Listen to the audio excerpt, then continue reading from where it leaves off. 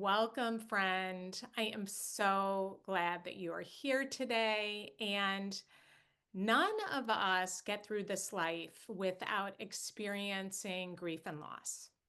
And the question becomes, how do we work through the loss and come to believe that we can actually love our lives again, that we can have healing, but not just healing, but actually love our lives again? And my special guest today is Krista St-Germain, and she knows firsthand what it means to face unimaginable loss since tragically and unexpectedly losing her spouse in 2016, leaving her with a title that she never thought that she'd have, widow. She is now a post traumatic growth and grief expert, life coach, and host of the Widowed Moms podcast.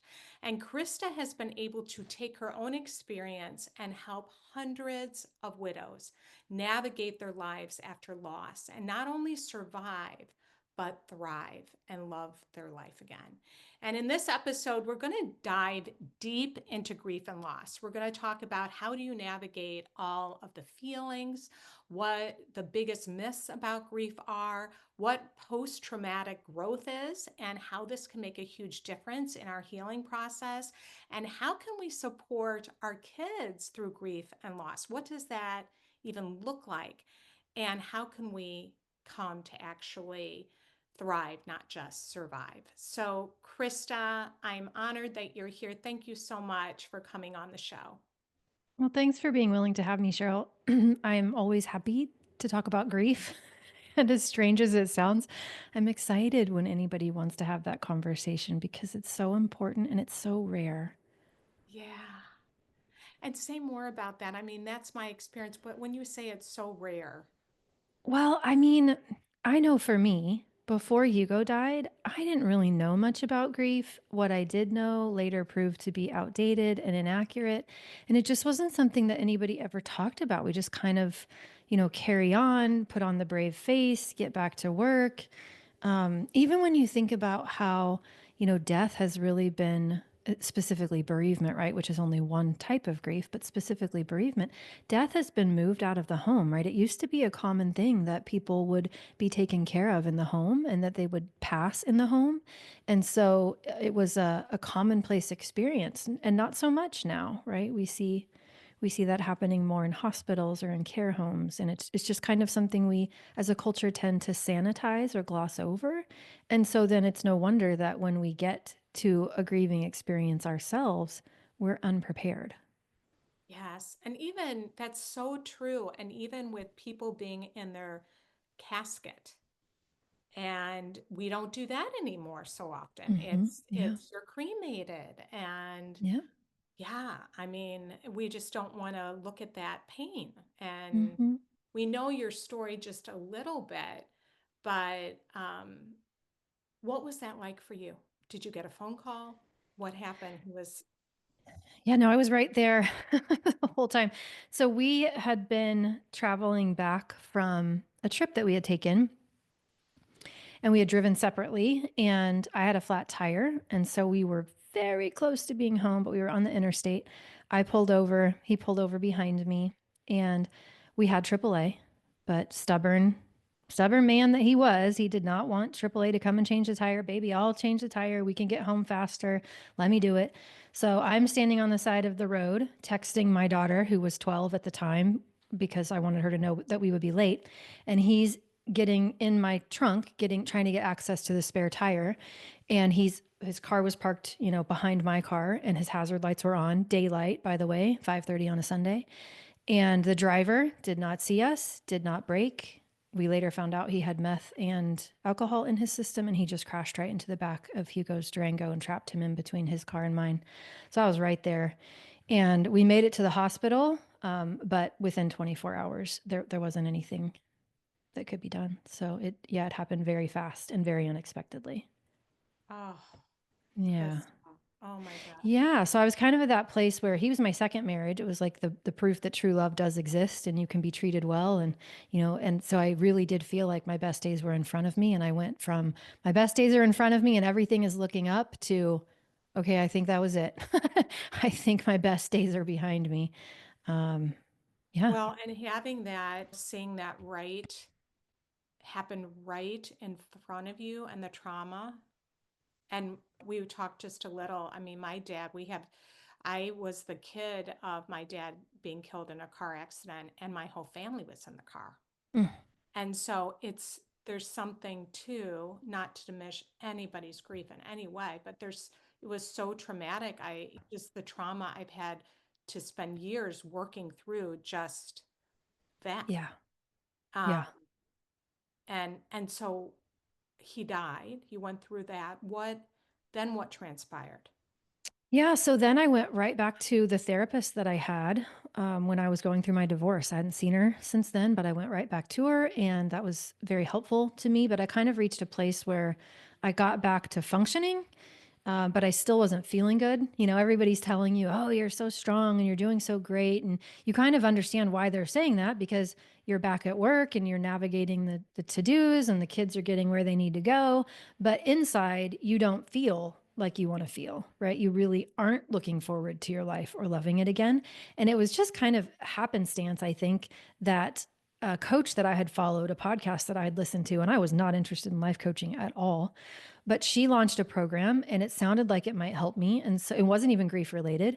And so I joined it. And the tools that I started learning between her program and all the reading that I was doing about grief and then later post traumatic growth took me to a place where I actually started getting traction. And I really, you know, kind of moved through that, what I now call a grief plateau, and got myself back to a place where I really could see that it was possible to love life again.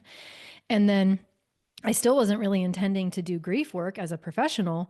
But I kind of came to the point where once I had certified as a coach and I was actually planning to become a therapist, I just decided, you know what? These tools that I have learned, they feel important to me. I want other people to have a better experience of grief than I did. And it kind of doesn't make sense for me to do anything else. So I ended up quitting my corporate job and, you know, gradually building this coaching practice that I now have. And now I can't imagine really doing anything else. But it was a you know, a struggle full of, I don't want to say disinformation. No one was actively trying to, you know, lead me down the wrong path. But so much of what I thought I knew just wasn't helpful. And, you know, so I just want to help people with things that actually are helpful. But it, Yeah. it, it was like the school of hard knocks to figure it out for me. I think that, yeah, it's very helpful for people to know what is unhelpful. And when I did my grief training, it's amazing how quickly people want you to feel better. Sure is, isn't it? Yeah. Yeah. And so what was your experience of that? Oh, yeah. So I now have just come to see it everywhere how our culture really does believe that emotions are problems and that the goal is to be happy. And if we're anything but that, you know, we just don't have the capacity to be with that experience in ourselves. We don't have the skills to do that, and we certainly struggle to be around other people who, you know, are feeling some big feelings. And so yeah, it's just very much fix it. So I had a lot of, I know, well-intentioned people, but there was a lot of, you know, he's in a better place and he would want you to be happy, and the kinds of minimizing, dismissive things that people say when they don't know how to feel okay when you don't feel okay, so they're trying to make you feel okay.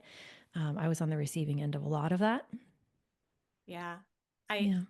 I think that's good to just even pause there to realize how uncomfortable we get when somebody is grieving and they've had loss, and just sitting with them in that pain and doing nothing, Yes. or feeling like we have to say something, is such a knee jerk response, but not helpful. And so Yeah. what really did help you at that time? Yeah, the people who did just what you said, right? They sat with me and they didn't try to change me. They weren't coming from a place that said I was broken or they couldn't handle how I was feeling. I remember very specifically one coworker who said, "Hey, you want to just go to the bookstore and we'll just grab some coffee and go to the bookstore?" And it was like one of the only outings, especially in those early days, where I nobody was trying to cheer me up. right? Mm, She was just letting me be and being with me. mm. And it still sticks out as so memorable because it was so uncommon. Everyone else was trying to get me to find, the reasons to be grateful and the reasons to that the future could be bright and he wouldn't want you to be sad and all of that. Mm. But it's the rare person who can be with you. And Yeah. And when you went out with her, did she talk about it at all, or was she just with you doing something different? she let me take the lead there. Yeah. And so Uh-huh. she didn't poke or prod or ask any questions, but I think at that point I did want to talk a little bit about it, and so I did. And she listened. Yeah, and Hmm. she listened. Yeah. You know, it's interesting. When I was doing this grief training, they had people that had cancer that came in and spoke with us. There was like a Hmm. cancer group, support group. And one thing that they said, and I think it's similar when you experience a loss like you've experienced, is they said, I feel like all anybody really focuses on is my cancer and kind of sees me like Mm. I'm a person with cancer stamped on my forehead. Hmm. Just the act of somebody just being with me, Yeah. that how refreshing that is. And that was like an aha for me Hmm. that, wow, just being with, like she took you Yes. for coffee and she took your lead. Uh, Hmm. yeah. Yeah, I remember one time I was actually in coach training and I wanted to get coached and I brought up a story and I led because it was background information and it really didn't have anything to do with the death of my husband, but I started there for context and literally the whole room just gasps. And I didn't ever actually get coached at that point in time on what it was I wanted support around because the whole room got so distracted by the fact that my husband had died that they couldn't see that there would potentially be anything else that I might want support around, right? Is exactly very similar to what you're saying. It's like Yeah. there are other things. Yeah. Yes. Yes. So you talk about the 5 stages of grief and how that Hmm. doesn't always apply to the loss of a loved one. So I was very curious about that. So can you say more? Yeah. So I think it's interesting to note that the 5 stages of grief actually wasn't about bereavement in its inception. It was about people who were coming to terms with a terminal diagnosis. So it was actually an anecdotal study on hospice patients and a very important work in its time, Elizabeth Kubler-Ross's work. But gosh, 40 plus years old now. So first she did her book based on hospice patients and then took that work and applied it to death and dying, or did death and dying first and then on grief and grieving. So denial, anger, bargaining, depression, and acceptance were the things that she was noticing. And later in her life, she really regretted the way that people took her work. And I think to some extent, we're still interpreting her work in the same way. And it's actually not helpful, right? She never intended for anyone to hear that what she was noticing was linear, meaning that you would have to first go into denial and then get angry and then bargain and then get depressed and then come to a place of acceptance. She never meant to say that those were the only experiences people would have in grief. She never meant to imply that it was going to be prescriptive, right? Hmm. That you should do it this way or that you've done something wrong if you don't. I mean, how many times have I heard people wondering, am I angry enough? Did I skip that part? Did I get angry? You know, she never meant to say that acceptance was one and done, that it was just some, state that you reach. So I think, and she never meant to imply that grief ends either. And Yeah. all of those I things got to are get things through that it. we have picked up. Yeah, I got to get through it. It's like, it's like I always joke about it, but it's not golf, right? It's not 18 holes and we're done, right? There's no end. My definition of grief is that it's the natural human response to a perceived loss. Hmm. If Hmm. that's the definition we go with, which I love because it's so generous and inclusive, right? Grief is so much more than bereavement. There's so Hmm. many things that we can grieve. But the loss will have always happened. We'll probably always perceive it as a loss. And if that's the case, there really is no end of it because we can't go back in time and undo it. The loss will always be there. So, how do we integrate the loss into our lives? How do we decide what we want to make of it? How do we decide who we want to be in the face of it? Right? What do we want to make its role be in the way that we live? That's what grief is about, in my opinion. But people are hearing, oh, I have these stages. It's linear. I just need to follow them. And if I do, I'll get to the end and then I'll be all better. No, no. Wow. Yeah. And that, yeah, like I've got to go through it just so I can feel better. But then what happens? It's the shoulds. And you talk a lot about the shoulds. So what are some of those Yeah. things It's that, it's the shoulds and it's also the secondary losses, right? So the primary loss is what initially happened. So in my case, my husband died. In your case, like your dad died, right? Primary loss.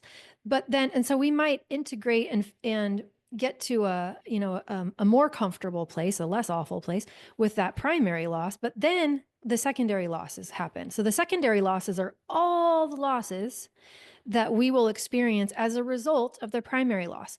So, you know, he uh-huh. did not get to teach my daughter French and she wanted to learn French. He did not get to teach my kids how to water ski and they wanted to water ski. When my daughter gets married, he's not going to be there. When you got married, if your Yeah. dad wasn't there. Those are all secondary losses. We cannot predict them, right? And it's like the death by a thousand paper cuts. But it's okay that we hurt when they happen. Yeah. Right. So, Yeah. yeah. So Yeah. it's secondary losses and it's the shoulds to your point. So the shoulds are what happens when, we think we've done it wrong or there's something wrong with us, often because we've picked up ideas that are inaccurate about how grief is supposed to be. And then we compare ourselves. Right. So if Mm, we've heard, for example, the first year is the worst, which a lot of us have heard, and we survive the first year, you know, white knuckle our way through it, do the best we can, and then we are not having a better experience in the second year. Maybe it's really starting to sink in then. Maybe we're not numb so much. Maybe we're kind of like feeling the gravity of, oh, this actually did happen. But we hear that the first year was supposed to be the worst. And so now that that's not been our experience, instead of just letting ourselves have that experience and having our own back about it, we should on ourselves. Right? I mm, should be further along in my grief. I shouldn't be so emotional right now. I should be functioning better. Right? We tell ourselves all of these stories that make what we're actually experiencing wrong, which makes it harder. It's the last wow. thing we need. Yeah. Yeah. Which makes it a lot harder. Yeah, just add suffering to the pain. Oh, yeah. Wow. Yeah. And what about the talking about it? Like, that's where I feel like there was a Mm, huge gap. My mom, she felt like she was, and I don't know if you would, I feel like now we talk a little bit more about feelings than we did back mhm, then. That was very mhm, much a generation, I think, of not talking about it.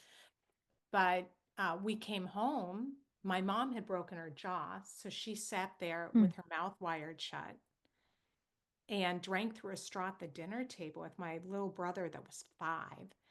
And we never talked about it. So I'd go to my room and try to sleep. My mom she would cry on her bed, but she didn't want us to see our grief. And so, how did you navigate that with your kids? And how would you encourage our listeners to, what should they do if they're like, yeah, I'm experiencing this loss in my life of a loved one or different things or divorce or whatever. Yeah, What would you say to that yeah. is important to do? It's so important to do. I think the first thing we can do is come at it from the perspective that feelings aren't problems to solve, Mm, right? Because I do think we live in a culture that says, quote unquote, negative emotion, uncomfortable emotion is a problem to solve. But the goal is to be happy. And while I love happiness, I think the goal is to be fully alive and human and to feel, right? And we really don't appreciate the stuff that we like without the stuff that we don't. And the mm, context that the stuff that we don't provides is really important. So we don't have to love grief, but it's we don't want to make ourselves wrong for something that is very natural. And that's a lot of what's happening, I think, is when we aren't talking about it is we're assuming that it's a problem and we don't want to make it worse. And we should just pull ourselves up by our bootstraps and just carry on, right? And that actually can take what is a normal human experience and make it more of a problem because we aren't letting it be. We aren't giving it attention. When my youngest, he was 9 at the time that Hugo died, but he used to ask me for his whole little life. I mean, I had this conversation with him so many times I can't even tell you. He was just so perceptive, and he would say, "Mommy, you're not happy. I want you to be happy. How can I make you happy?" And I don't even think, in some of those moments I actually didn't feel unhappy, but he could just pick up on anything. And so there were so many conversations that I had with him, and the same after Hugo died, that were something to the effect of, "Buddy, it's not your job to make mommy happy, right? It's okay for mommy to feel how she feels, and it's not your job to make mommy happy. Your job is, just to focus on you and take care of you, and I'll take care of me." And, just kind of normalizing that, like, A, you can't change other people's feelings, and B, you don't need to, right? Being able to, I think it's healthy to cry in front of people. Yeah. You know, maybe not tsunami wailing in front of little kids who might be scared by that, but to show that it is okay to feel, to talk about it if it feels right to you, not to force it, not to assume that they're not talking about it is a problem you need to solve either, but to just normalize that, hey, it's okay if we have emotions around this. I do, you probably do, because what happens otherwise is probably very similar to what you experienced, which is all the feelings are there, and you don't have anyone telling you that they're okay or you're not alone. So you just kind of assume that you Yes. are alone, or that maybe even worse, that something is wrong with you because of the way that you feel. And that just makes it harder. Yeah. Thank you for saying that. Yeah. Yeah, I started having panic attacks. I didn't know what it Oh, was because I was stuffing it all. And then I did, like yeah. you said, I thought I was crazy. Hmm. As a 11-year-old, like, what's wrong with me?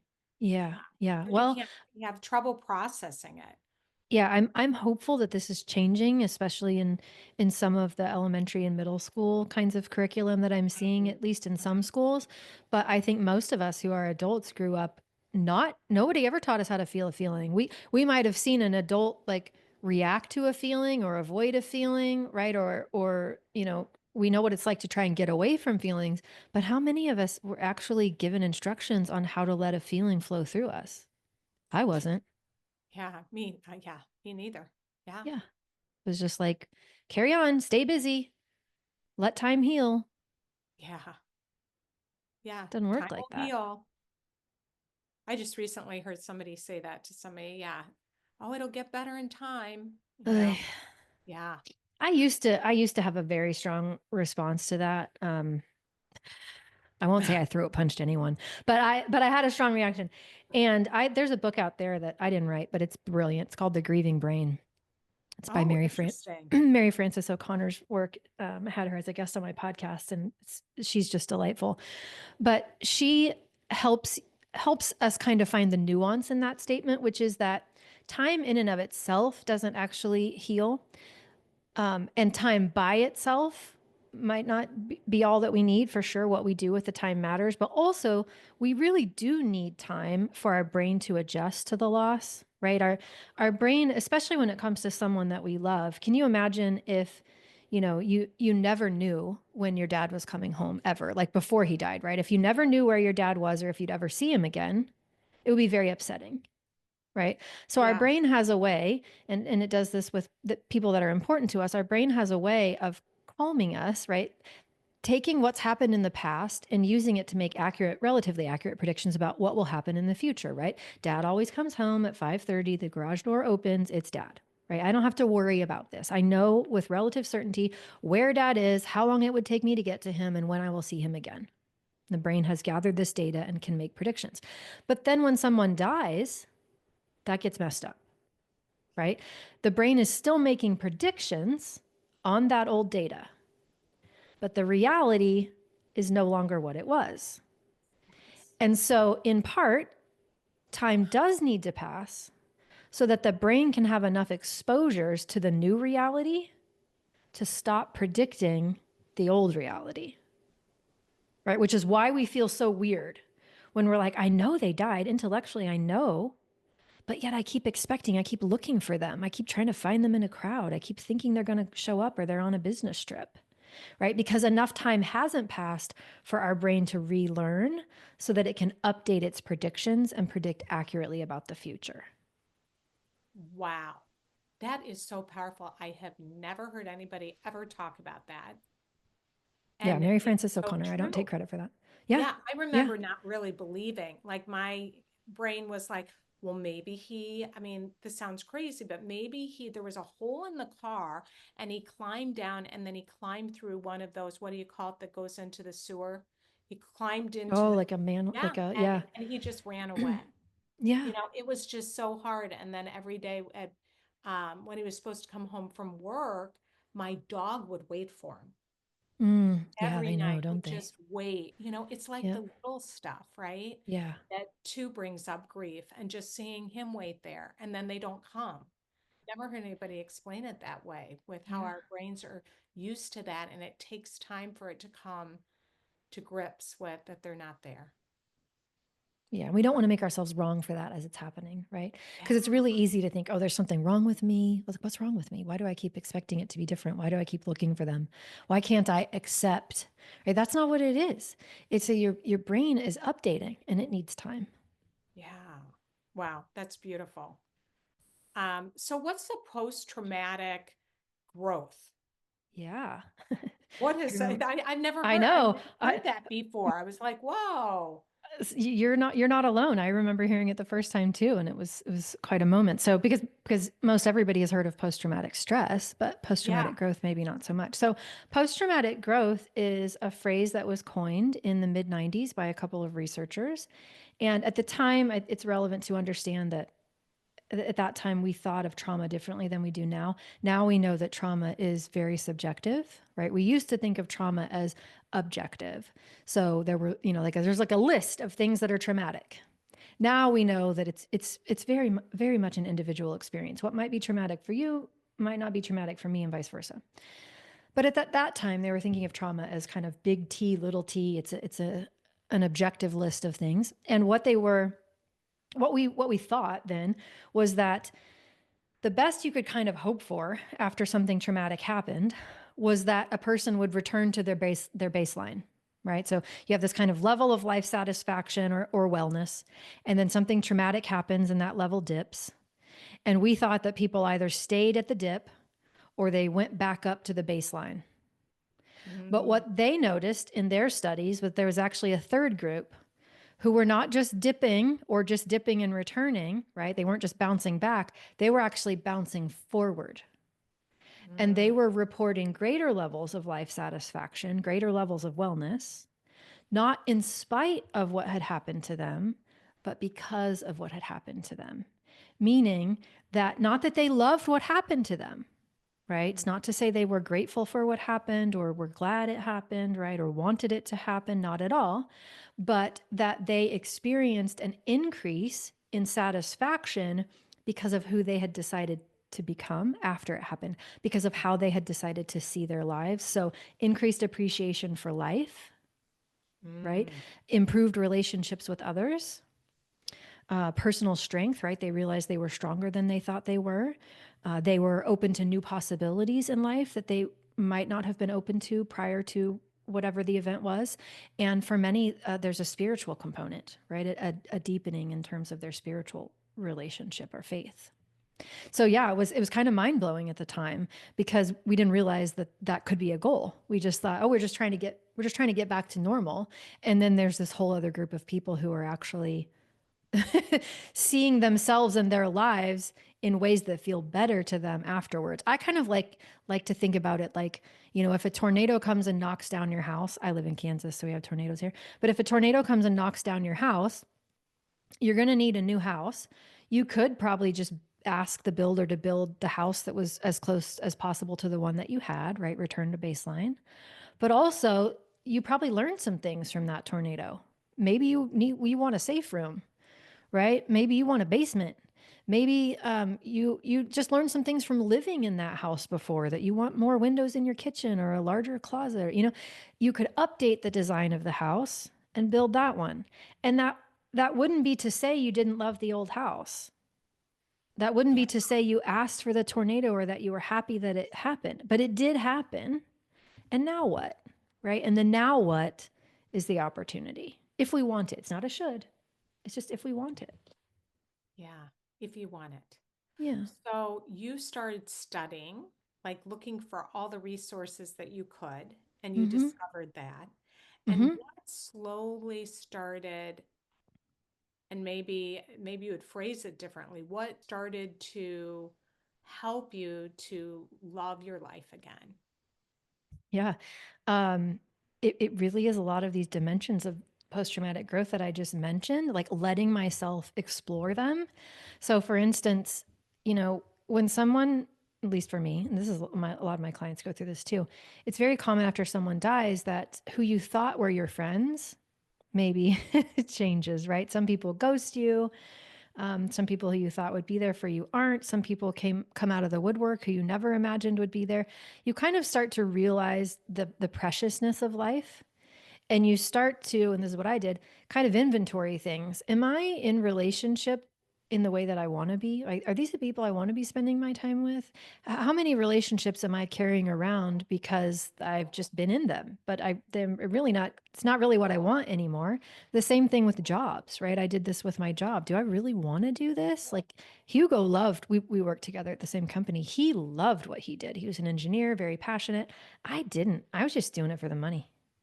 Right. Mm, And so it's like, am I spending my time the way that I want to spend it? Am I making the impact that I want to make on the world? And the answer was not really. And so then the new possibilities, I started leaning into what could that be? And for me, it meant I want a career change. I want to do something different. Right. And I also just think I started appreciating things more. I started actively appreciating the things that before had just gone unnoticed. There was this kind of heightened sense of awareness of the small miracles. mm, mm-hmm, Um, mm-hmm. Still wasn't grateful any of it happened, but it was just being willing to consider those things. Who do I want to be in this? What do I want to make of it? What do I want to learn from it? Yeah. How do I want to use what has happened in a way that is supportive? Not, not again, not because we wanted it to happen, but because we always get to be the ones that choose. And and I think it's a great opportunity if you want it to be to get even more in touch with what you uniquely value Yeah. and ask yourself, am I expressing this? Am I being the expression of these things that I do value? And if not, what do I want to do about that? Mm-hmm. Do you feel like it kind of woke you up? Yes, very much. Yeah. I mean, it was just kind of like I would say that to some extent there have been other things that have been very challenging for me that also woke me up, divorce being one of them. But yeah, it was just kind of like, oh, okay, I'm 40. If it's this precious, if it can be taken this quickly, what am I doing here? What am I even doing with my life? Right? Do I Mm-hmm. want to keep going through these motions? I mean, I had a good job that it paid me well, but is this 40 plus hours a week? Is this how I want to spend those 40 plus hours? I don't think that it is. Are these the people I want to be in, close relationships with? Maybe not in all cases. Right? Yeah, very much. It's like a record scratch moment where you're like, Yeah. whoa, okay, look around. Are we living the way we want to live? And I think a lot of us fall into that trap of, when we're young, we're dreaming. We're dreaming of what we want to be when we grow up, and we're dreaming of the relationship we want and the kids that we want, and that white picket fence and the things that you just are taught to dream about. And then for many of us, we kind of stop dreaming in midlife. We just we go through the motions of adulting, Mm-hmm. and we forget, oh, I can actually still dream. Right? Yeah. You kind of get on the I'm hamster still wheel the one driving this bus, and maybe I want to take off the autopilot and like look at the GPS, and do I like where I'm going? Am I enjoying this journey? to Yeah, reevaluate your life and what you totally. really want and take Yeah. responsibility for it too, rather than life is just happening to you. Yes. Yes. Yes. And because many parts of life do happen to you, right? Like Hugo's death happened to me. I didn't Yes. cause that. But the ability to distinguish what is it that I can control and can't, and then maximize what I can. Mm-hmm. Yeah. And so Yeah. this is what you help the women to do. Yes. Yes. Yeah. You, when you start coaching with someone, or I know you have a membership, where do you start with them? Feelings. Yeah, I bet. We Yeah, just start with listening feelings. to an outpour of having a safe place where they can express. It's that. And it's also just developing the skill and confidence around letting feelings pass. Because, if we don't have that, yes, there's probably a backlog. But also, when we think about letting ourselves dream again, letting ourselves create again, there is some emotion wrapped up in that, right? There's some emotion that's going to naturally be a part of that might feel uncomfortable. If we're going to take any new risk, it's like my decision to quit my job and become a coach, right? I could have been unsuccessful. And so feelings is a very important part of letting yourself grow. If you are not willing to feel, you're probably not going to grow. When Mm-hmm. you are willing to feel, it gets a lot easier to grow. And so, for many reasons, we start with feelings. But and it's usually the thing that, just like you and me growing up, nobody taught us that. Yeah. You get stuck. Hmm. If you don't express your feelings, you get stuck. And I really liked how you said alive, aliveness, because Yeah. then you're dead. What I realized once I started going through the grief process is that I didn't laugh a whole lot. But then when Yeah. I started really expressing my pain and my grief and, getting all that out, all of a sudden I was laughing again. It was like Mm. all of the feelings were suppressed. Mm-hmm. And when you release it, then it was like all the feelings started Mm-hmm. coming up to the surface. Yeah. And have you Oh, I've experienced seen it. that? Yeah, I've seen it a lot. And it's what I find interesting is that it often happens without even expression, right? In that nobody else necessarily has to know what we are feeling in order for us to allow the feeling to pass through, right? It can be Mm, a completely internal experience. And sometimes that's what holds people back, is because they don't really want to share that. But it's quite possible to let a feeling flow through and you're the only one who knows, right? You don't actually have to tell mm, anyone or show anyone or do anything because of that. But it's like, if water's coming down a hill and we've been building a dam trying to block it out, right, and block it up, it's building up, right? So that's not mm. helpful. We want to be able to let that water flow, and but that can happen on the inside when we have the right skills. So So you yeah, don't even have to primarily be, yeah, with somebody. You can just no. allow yourself to feel even when you're by yourself. 100%. Yeah. Or be in a room full of people and let yourself feel and nobody knows, that's Mm-hmm. possible too. So we work primarily on changing our relationship with our feelings. And then we get into changing our relationship with our thoughts. And Mm, so, for instance, when we were talking about all of those should thoughts, if I don't know that the should thought that I'm believing is optional, like I just think it's reality because I just keep thinking it and believing it and finding evidence for how I should be further along in my grief, right? Or my best days are behind me. That was one of my main thoughts. I mm, didn't think that was an optional narrative. I thought that was just the truth, right? And if I hadn't learned that that was just a story in my brain that I didn't have to believe, it would have been very difficult for me to believe my best days could be in front of me, mm. right? Because I didn't see that as anything but fact. And so we have to start seeing that our thoughts aren't actually facts, right? They're just stories, and changing our relationship to them so that we become the one who gets to choose what thoughts we believe. And for, you know, in the case of my clients, it's what do I want to believe about myself? What do I want to believe about what's possible in my life? What do I want to believe about my future? What do I want to believe about my past? What do I want to believe about my relationship with my person? Sometimes, right? What do I want to believe about my relationship with money? Mm-hmm. All of these things that can be Oh, yeah. barriers to loving life again, that start with being able to diffuse from our thinking.